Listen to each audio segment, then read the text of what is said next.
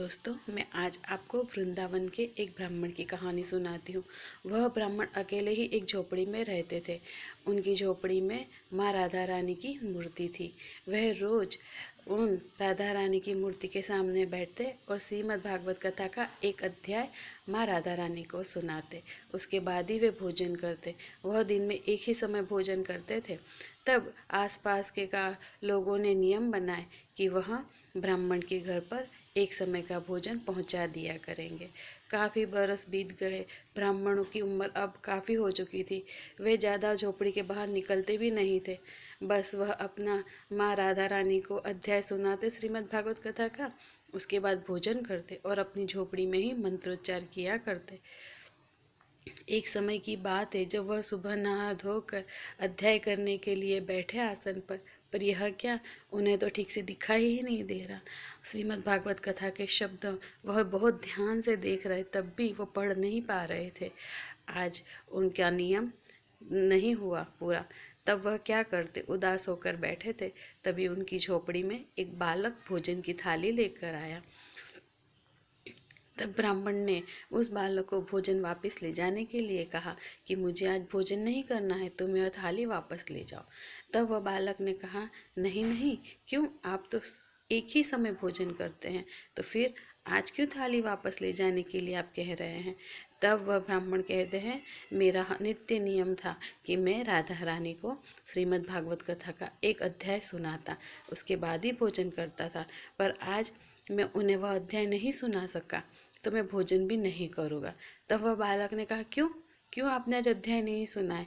तब वह कहते हैं, अब मैं वृद्ध हो गया हूँ, मुझे ठीक से दिखाई नहीं देता, फिर भी मैं रोज बड़ी कोशिश करके अध्याय पूरा करता था, मगर आज तो मुझे आंखों से कुछ भी नहीं दिखाई दे रहा, मैं पढ़ ही नहीं पा रहा हूँ, तो मैं अध्याय कैसे सुनाऊँ राधा रानी को।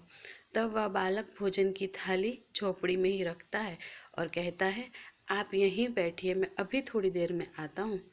तब वह ब्राह्मण उदास होकर अपनी झोपड़ी में लेट गए और श्री कृष्ण से कहने लगे कि क्यों, मैं माँ राधा रानी को रोज एक अध्याय सुनाता था, क्या वह भी अब मैं न कर पाऊँगा।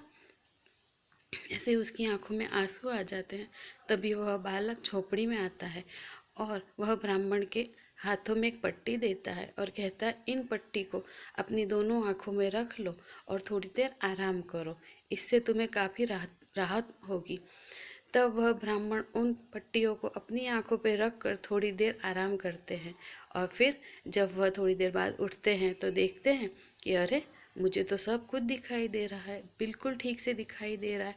वह दौड़ कर जाते हैं और अध्याय खोलकर पढ़ने की कोशिश करते, पर यह क्या, एक एक शब्द पूरी तरह उन्हें दिखाई दे रहा है। तब वह बहुत ही खुश होते हैं और सोचते वो बालक कहाँ चला गया। वो झोपड़ी के बाहर इधर उधर सब दूर वो बालक को ढूंढते हैं, पर वह बालक तो नहीं दिखाई देता। तब वो पट्टी को देखते हैं हाथों में लेकर कि इस पट्टी में ऐसा तो क्या था जिससे मेरी आंखें इतनी जल्दी अच्छी हो गई। तब वह पट्टी में देखते हैं तो उसमें दोनों तरफ लिखा होता है, राधा राधा।